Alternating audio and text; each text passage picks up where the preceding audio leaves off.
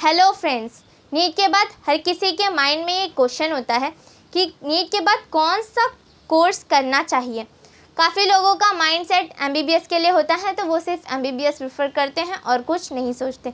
लेकिन अगर एमबीबीएस ना मिल पाए तो उसके आगे कौन सी कोर्सेज कर सकते हैं उसके बारे में आज मैं आप लोगों को बताऊंगी।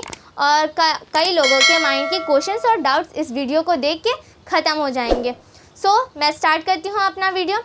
इस पिक्चर में मैंने एक रिप्रेजेंटेशन दी है, एक ट्री डायग्राम दिया है। उसमें नीट के बाद कौन कौन सी कोर्सेज किए जा सकते हैं उसके बारे में बताया है। सबसे पहले तो एमबीबीएस है।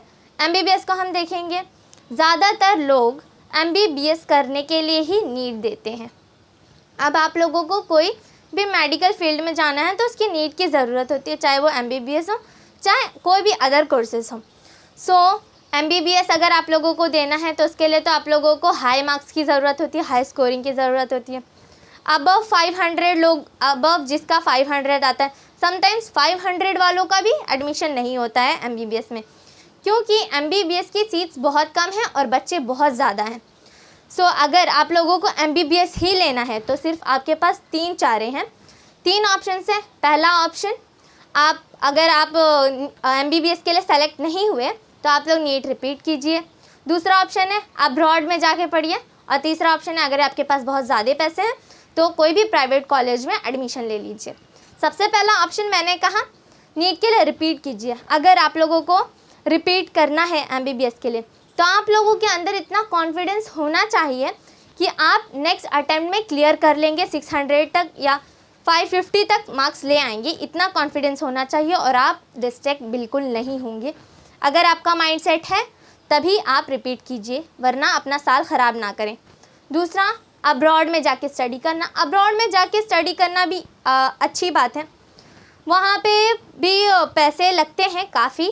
सबका अलग अलग पैकेज होता है। जो कॉलेज है, जो इंस्टीट्यूट है, अलग अलग पैकेज के हिसाब से होता है।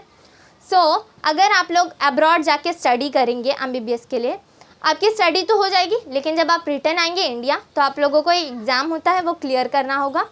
अगर अब्रॉड जाके पढ़ना चाहते हैं तो पढ़ें, बहुत अच्छे से पढ़ें, तभी वापस आके आप एग्ज़ाम क्लियर कर सकते हैं और आपकी एमबीबीएस की डिग्री मानी जाएगी और आप आगे जो करना चाहते हैं वो कर सकेंगे। उसके बाद और आप लोग ये सोचते होंगे कि एमबीबीएस करने के बाद ही एमडी या एमएस कर सकते हैं, सर्जन बन सकते हैं, लेकिन ऐसा नहीं है। आगे भी जो दूसरे कोर्सेज मैं बताने वाली हूँ उनमें भी एमडी और सर्जन की सीट्स होती हैं, बस आप लोग पढ़ना चाहिए उतना। एमबीबीएस का मैंने आप लोगों को बता दिया। एमबीबीएस के बाद आते हैं आयुष कोर्सेज।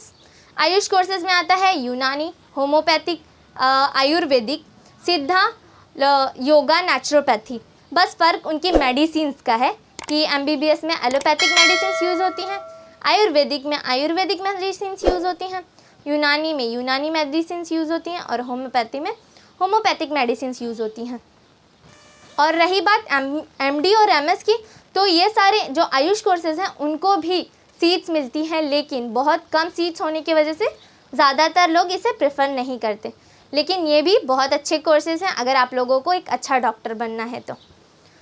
फिर आता है वेटरनरी। वेटरनरी होता है वो जानवरों का डॉक्टर होता है। अगर आप लोग पेट लवर हैं, यानी आप लोगों को जानवर बहुत पसंद है, तो आप वेटरनरी कर सकते हैं, उसमें भी बहुत स्कोप है। उसके बाद आता है फार्मेसी। फार्मेसी भी कर सकते हैं, उसमें bachelor in pharmacy and doctorate in pharmacy, ये आप कोर्सेज़ कर सकते हैं। वो कम ड्यूरेशन के कोर्सेज़ होते हैं और इसके लिए भी नीट अगर नहीं दिया है तो सीईटी के थ्रू भी आपका एडमिशन हो सकता है।